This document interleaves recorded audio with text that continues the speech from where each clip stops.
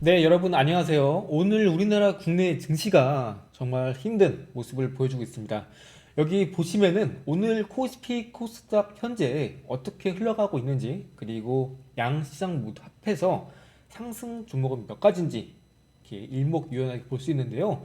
영상 시작 전에 구독과 좋아요 부탁드리겠습니다. 일단 현재 시간이 오후 2시 16분 기준으로 코스피, 코스닥 모두 합쳐서 상승 종목은 약 290여 개 상승 중이고요. 나머지 보합 종목은 66개 보합입니다. 그래서 거의 이제 350개 종목 제외한 전 종목이 하락 중에 있는 오늘 참 힘든 시장입니다. 자, 그렇다면 왜 이렇게 힘든 시장이 현재까지 이어지고 있는지 한번 살펴보겠습니다. 일단 국내 증시가 최근에 하락세를 보이고 있긴 하지만 그래도 그 이유를 알아야 어느 정도 좀 이해를 하고 앞으로 시장이 반등 나올 때 이겨낼 수 있겠죠. 먼저 첫 번째 이유로는 원달러 환율이 계속해서 상승세를 기록하고 있다는 점이 외국인의 수급을 좀 불안정하게 만드는 요인으로 작용하고 있습니다. 왜 원달러 환율이 강세를 보이고 있을까에 대해서 한번 살펴볼게요. 일단 올해 2월에서 3월 미국 연방은행이 테이퍼링을 진행하겠다라고 이야기를 했었습니다. 이렇게 FOMC 회의를 통해서 앞으로 금리 인상과 더불어서 점진적인 이제 긴축 정책에 들어가겠다라고 발표를 하면서 동시에 현재 이제 11월 달 우리나라 국내 증시가 10월 말부터 해서 하락장이 지속이 되고 있습니다. 자, 그런데 과연 지금 이렇게 최근에 테이퍼링을 진행하겠다라고 발표하게 되면서 하락 장세 이어지고 있는데 과연 이 하락 장세 계속될 것인가? 이 부분도 한번 우리가 체크를 해봐야겠죠. 그래서 하락장 지속 여부를 체크를 해야 됩니다. 이 부분은 제가 이전 영상에서도 계속해서 말씀을 드렸지만 한번 짚어볼게요. 본격적으로 우리나라에서 이제 금리 인상 이슈가 부각되면서 시장이 꺾였던 시점은 이 시기입니다. 올해 1월 달에 여기 보이시는 이제 지수가 크게 상승세를 보였죠. 이 시기에 대부분 우리나라 대형주 삼성전자, 현대차 모두 급등세를 보였습니다.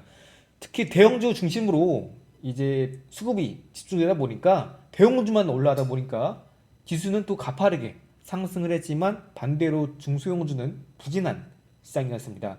그 이후로 지수는 계속해서 쭉 고점을 기록한 이후에 코스피가 하향세를 그리는 이 시점 보이시죠?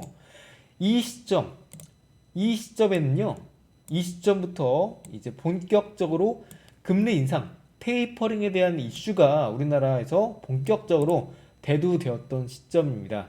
그렇기 때문에 이 시점에서 그 이하로 저가를 깨고 내려간다면은 대내외 글로벌적인 추가 악재가 발생하지 않는 한은 다시 한번 반발 매수세가 유입될 가능성이 높습니다. 자, 그러면은 왜 이때 여기 보시는 3월 9일 저가 보시죠? 3월 9일의 저가가 2929, 그러니까 2930포인트입니다. 2930포인트 3월 테이퍼링 부각 시점인 2930포인트 코스피 저가 이 구간을 기준으로 보시면 되겠습니다. 자, 그러면 왜 이 시기에 이렇게 코스피가 크게 하락을 했는지 따져봐야 돼요. 왜냐하면은 지금 이제 앞으로 본격적으로 점진적인 금리 인상이 이루어지게 될 텐데 왜 2930포인트를 추가로 이탈 가능성은 적을까에 대해서 알아봐야 돼요. 먼저 11월 달부터 테이퍼링 사실상 기정사실화 됐다라는 점 모두 알고 계실 겁니다. 기정사실화. 자, 여기서 중요합니다. 왜 이 저점을 추가 이탈 가능성이 적느냐?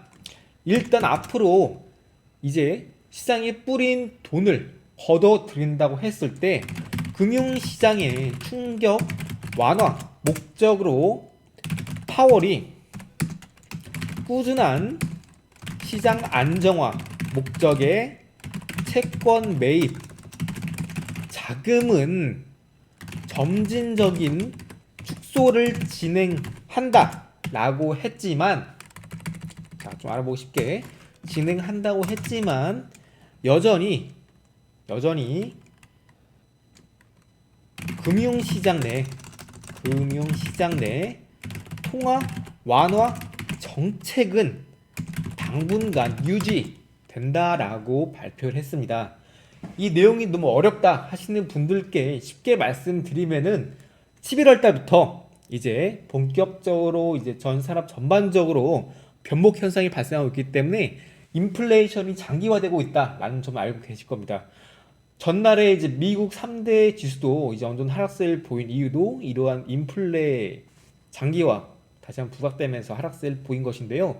인플레가 발생할수록 장기화될수록 결국 이제 금리 인상은 필연입니다. 그런데 앞으로 이 금융시장에 충격 받을 수 있는 요지가 있기 때문에 시장에 돈을 걷어들인다라고 파월이 이야기는 했지만, 아직까지 이제 미국은 나스닥 기준으로 상승세 신고가를 기록하고 있지만 중국이나 우리나라 같은 아시아 증시 같은 경우에는 비교적 부진한 상황입니다. 그래서 신흥국에 대한 충격도 어느 정도 대비를 하기 위함이고, 그리고 아직까지 고용시장이나 물가 안정 측면에서 보았을 때도 여전히 목표치를 도달하지 않았기 때문에 시장에 빠르게 돈을 걷어들이는 것이 아니라, 돈을 걷어들이긴 하겠지만 중간중간에 계속해서 시장 안정화 목적으로 자금은 꾸준히 투입하겠다라는 이야기입니다. 결국 이제 쉽게 말씀드리면은 현재 이제 계속해서 달러를 풀면서 채권 매입 중에 있지만 이 매입 자금 규모는 점진적으로 축소된다는 것이고, 아예 단칼에 자금을 시중에 이제 풀겠다는 것은 이제 아예 걷어들이겠다 이게 아닙니다. 이해되셨죠? 그래서 당분간 아직까지는 통화 완화 정책은 당분간은 유효하다라고 보시면 되세요.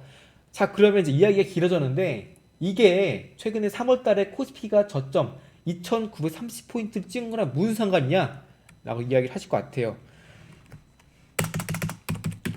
이때 코스피가 3월 저점 기록했을 때는요, 일시적인 단기적 이벤트 영향이 컸습니다.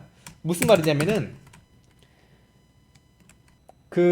이때 금리 인상 이슈가 나오면서 미국의 10년물 채권 금리가 급등한 이력이 있습니다. 가파르게 상승했어요. 보통 채권 가격 상승하게 되면은 반대로 금리는 하락하게 됩니다. 채권 가격과 금리는 반대로 움직입니다. 그런데 금리가 급격하게 뛰었다는 것은 반대로 말하면은 채권 가격이 빠르게 하락했다라는 걸 의미하죠. 이유는 아까 말씀드린 대로 이때 2월 달에 본격적으로 테이퍼링 금리 인상을 진행하겠다라는 소식이 들려오면서 이제 미국 10년물 채권의 큰손 일본 주요 금융사들이 미국 10년물 국채 금리가 올라가니까 채권 가격이 하락하죠. 그렇기 때문에 일본 주요 금융사들이 3월 결산 앞두고 10년물 미국 채권을 대량 매도에 나서게 됩니다. 그러다 보니까 채권 가격은 급격하게 하락하고 반대로 금리는 빠르게 뛰기 시작한 겁니다. 금리가 빠르게 올라가다 보니까 자연스럽게 위험자산 증시에 대한 매력도 선호도는 떨어지게 되었고, 자연스럽게 이렇게 3월달 보신 것처럼 코스피는 저점을 기록하게 되었습니다. 그런데 3월달에 결산 끝나고 4월달부터는 다시 한번 일본 주요 금융사들이 채권을 매수하기 시작하게 되면서 다시 한번 채권 가격은 올라가고 금리는 하락세를 보임에 따라서 여기 보이시는 10월부터 다시 한번 이렇게 우리나라 코스피가 다시 한번 상승세를 이어가는 흐름이 나와 주었습니다. 그래서 최근까지 이제 지수 흐름을 같이 보자면은 결국 과거의 3월 달에 여기 보이시는 코스피가 저점을 기록은 했지만 이 시점을 추가로 이탈할 가능성은 매우 적다. 물론 여기 10월 달에 이탈하긴 했지만 이때 시점에서는 이제 글로벌 대내외 악재가 한번 발생했죠. 물류 대란 이슈 그리고 미국의 헝다그룹 파산 이슈가 다시 한번 나오게 되면서 해당 지수 포인트 2930포인트를 이탈은 했지만 해당 포인트 이탈하고 나서 다시 한번 반발 매수 유입되면서 지수는 계속해서 해당 포인트를 지켜주는 모습이 나타나고 있습니다. 특히 오늘 같은 경우도 코스피를 보시게 되면은 장중 2930포인트 이탈 흐름이 나왔지만 다시 한번 반등, 다시 한번 저점 반발 매수가 유입이 되고 있습니다. 결국은 현 시점에서 2930포인트 이하에서는 오히려 매도보다는 매수 관점에서 비율을 보신 것이 좀 더 바람직하다라고 볼 수 있겠고요.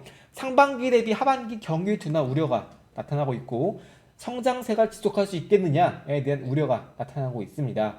하지만 3분기에는 이제 미국의 주요 상장사도 마찬가지고 우리나라 주요 상장사도 마찬가지겠지만 실적은 여전히 성장세를 이어가고 있기 때문에 당장 내일이죠. 11월 11일 옵션 만기일 이후에는 다시 한번 시장도 어느 정도 하락을 멈추고 상승세를 이어갈 것으로 기대를 하고 있습니다.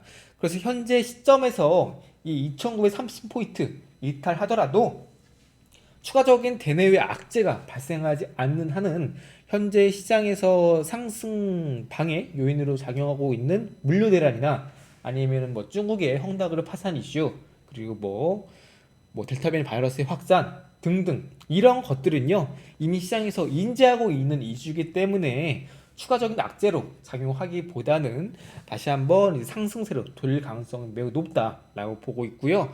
11월 달부터 다시 한번 위드 코로나가 시작되기 때문에 확진자가 많이 나온다고 하더라도 현재 경구용 치료제 그리고 부스트샷을 통한 대부분의 이제 국민들이 백신 접종을 했기 때문에 빠르게 경기 회복이 진행되면서 우리나라 국내 증시도 다시 한번 올라갈 가능성이 매우 높습니다. 그래서 우리나라 증시가 오늘 이제 내일 당장에 옵션 만기를 앞두고 힘든 흐름을 보여주고 있지만 이러한 이슈는 단기적인 이슈이고 그리고 이번 주만 잘 넘긴다면은 시장도 다시 한번 안정세를 보일 가능성이 매우 높기 때문에 너무 크게 낙심하지 마시고 꼭꼭 좋은 결과 보셨으면 좋겠습니다. 마지막으로 이제 시장이 정말 힘들어서 어떻게 대응해야 될지 모르겠다, 도움을 받고 싶다 하시는 분들은 영상 아래 댓글에 링크를 달아둘 테니까요. 시장에 대한 정보 그리고 관심 종목 등등 궁금하신 분들은 아래 링크로 오셔서 같이 도움 받아볼 수 있는 계기가 됐으면 좋겠습니다. 자, 그럼 오늘 영상을 여기서 마치고요. 다음에 더 좋은 정보로 찾아뵙도록 하겠습니다. 감사합니다.